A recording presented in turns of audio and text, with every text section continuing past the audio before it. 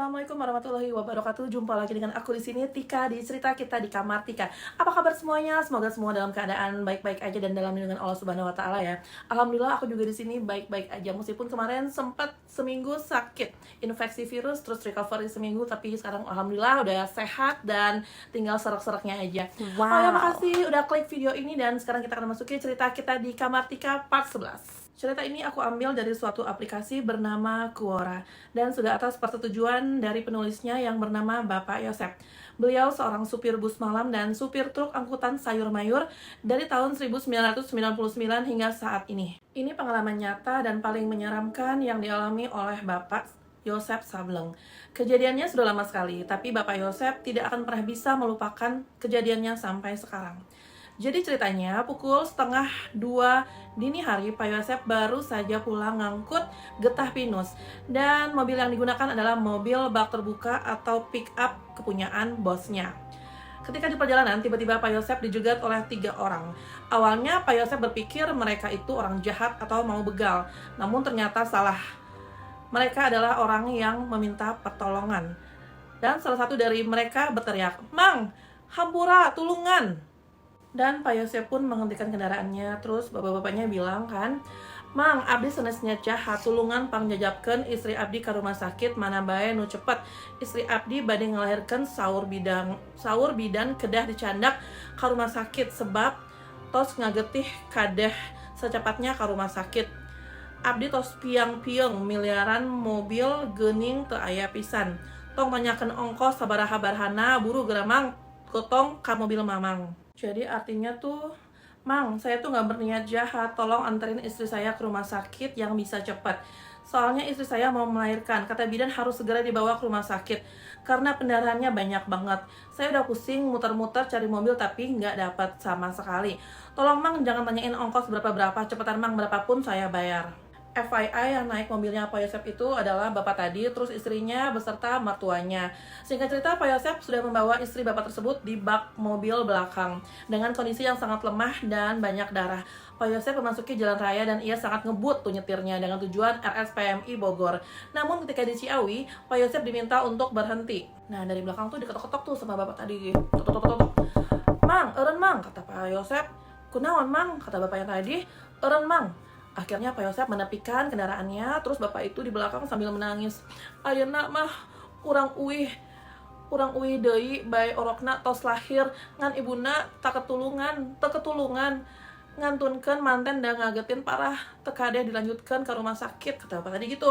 Nah, artinya tuh sekarang kita pulang aja deh Mang, bayinya udah lahir tapi ibunya nggak selamat, ibunya keburu meninggal karena pendarahan parah, jadi nggak perlu deh Mang dilanjutin ke rumah sakit, udah deh pulang aja gitu kata bapaknya. Dari awal situlah Pak Yosep selama 1 bulan meski siang-siang pun selalu diganggu dengan kejadian mistis. Salah satunya waktu malam hari Pak Yosep selalu mendengar suara tangisan perempuan sedang menangis kesakitan.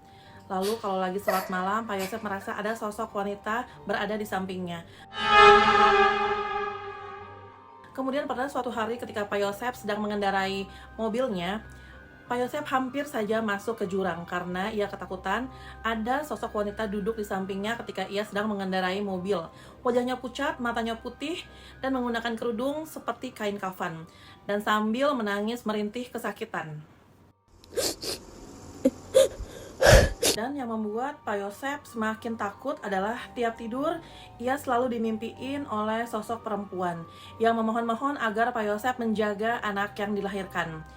Dan tiap ketika Pak Yosep terbangun, ia selalu mendengar suara sosok perempuan tersebut menangis. Dan ternyata yang mendapat gangguan itu tidak hanya Pak Yosep, tetapi bos pemilik mobil pickup tersebut juga mengalami gangguan. Suatu hari bosnya Pak Yosep menelepon ke Pak Yosep. "Sep, coba kamu ceritain jujur ke saya, kamu tuh pernah pakai bawa apa itu di mobil? Soalnya aneh tiap malam diganggu terus sama begituan. Kadang mobil mesinnya nyala sendiri, lampu suka nyala-nyala atau kedip-kedip sendiri. Kadang aneh suka mendengar suara kencang beledak-beleduk di bak mobil. Aneh benar-benar terganggu hidupnya. Sampai-sampai bini dan anak-anak aneh juga ketakutan. Akhirnya mereka sekarang aneh ungsiin di rumah mertua." Lalu Pak Yosep menceritakan semuanya kepada bosnya tersebut. Ia cerita bahwa sekitar bulan yang lalu ia menolong ibu-ibu melahirkan mau ke RS tapi keburu meninggal di jalan. akibat pendarahan yang sangat hebat. Dan ibu-ibu tersebut meninggal, namun bayinya selamat. Dan kejadiannya persis di atas bak mobil milik bosnya itu. Setelah Pak Yosep menceritakan kepada bosnya apa yang ia alami, alhamdulillah bosnya tersebut berinisiatif untuk mengajak Pak Yosep berjumpa dengan keluarga perempuan yang meninggal tersebut, dan sampailah mereka berdua kan ke rumahnya, di rumahnya perempuan tersebut, dan tentunya ketemulah dengan bayi mungil yang dimana bulan lalu Pak Yosep membawa ibunya melahirkan di atas bak mobilnya. Tak terasa air mata Pak Yosep keluar begitu saja, merasa sedih, terharu, iba sambil menggendong erat bayinya itu. Dan Pak Yosep pun diminta untuk menceritakan kembali apa yang ia alami selama 1 bulan ini kepada keluarga perempuan tersebut. Apa yang ia alami, gangguannya, semuanya pokoknya ia menceritakan kepada keluarganya. Tidak lama Pak Yosep dan bosnya pamitan pulang kepada keluarganya, namun bosnya mengajak Pak Yosep langsung pergi belanja untuk keperluan selamatan. Jadi bosnya ini berinisiatif untuk mengadakan selamatan, doa bersama, mendoakan almarhum.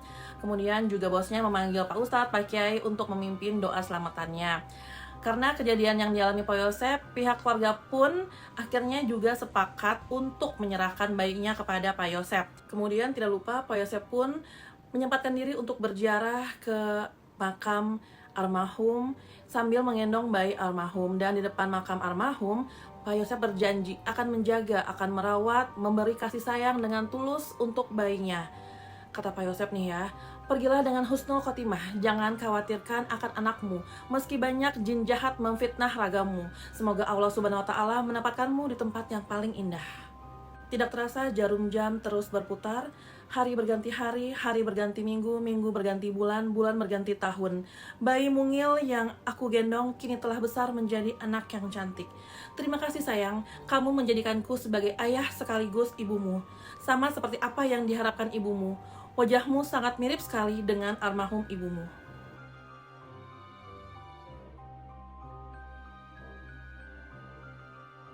Ya guys, tadi kita bersama-sama udah melihat foto real dari Pak Yosep dan putrinya. Putri yang ia rawat dari kecil, putri yang dilahirkan di bak mobil. Ya teman-teman, marilah kita sejenak mendoakan untuk almarhum dari ibu yang melahirkan putrinya, di mana putrinya dirawat oleh Pak Yosep.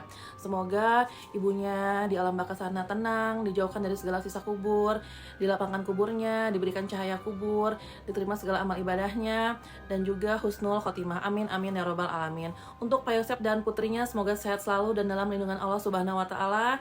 Bapak dan juga putrinya semoga sukses dunia dan akhirat. Amin amin ya robbal alamin. Teman-teman, sekian cerita horor real part 11 kali ini. Semoga teman-teman terhibur dan bisa mengambil hikmah dari cerita ini. Cerita ini benar-benar real, dikirimkan oleh Pak Yosep di aplikasi Quora. Dan terima kasih untuk teman-teman yang sudah melihat video ini sampai akhir. Sampai jumpa di part selanjutnya. Jangan lupa untuk like, comment, share sebanyak mungkin. Terima kasih. Subscribe. Ayo namang urang uidei by orokna. Gimana sih? Dari awal situlah Pak Yosep. Apa? Ada tamu. Siapa? Ada tamu. Siapa?